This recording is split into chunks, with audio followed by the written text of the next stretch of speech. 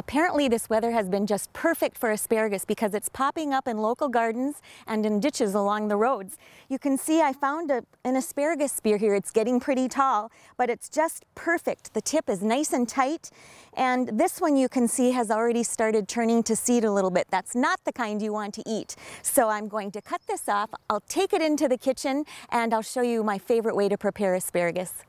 When you've got the asparagus back in your kitchen, all you need to do is hold the asparagus spear and just give it a little bit of a bend. It will break naturally at just the point that takes the tough, bitter end off of the spear. Once you have all your spears ready, rinse them off really well. Then what I like to do is dry them with a clean kitchen towel, put them in a single layer on a baking pan, drizzle them with a tablespoon or two of olive oil, and then put them in a 400-degree oven for about 10 minutes, just until they get a little bit brown and just fork tender. These are perfect. So they're great on the grill. Asparagus is nice steamed. Lots of different ways to prepare it, but one of my favorites is roasting. It gets a little bit sweet.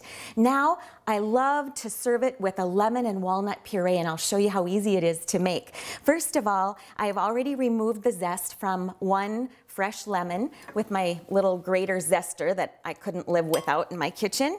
And then I'm just going to get the juice from this lemon, and I'm going to use all the juice from one fresh lemon. Add the juice to your blender. Then 1½ cups of toasted walnuts. I put these in the oven probably about 375 degrees for just 5 minutes. I just wanted them to be lightly toasted, and you do have to be careful that they don't burn because they get real bitter if they get too dark. Remove them from the oven and immediately transfer them to another cool dish.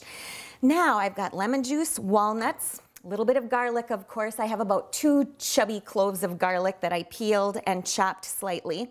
Now I think I'm going to give it a little whirl to start pureeing it.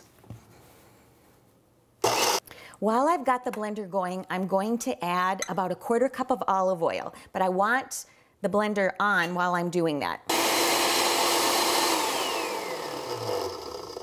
Now just a little bit of pepper, a little bit of black pepper, a little bit of salt, just a pinch, and then the secret ingredient, either some hot pepper sauce like a Tabasco, or what I like to use is Sriracha sauce.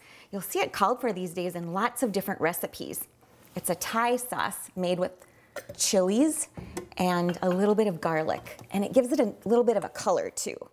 Just going to drizzle some of the sauce right over the asparagus. I'll put this recipe on our website. I'm Sue Doden, and I'm all about food.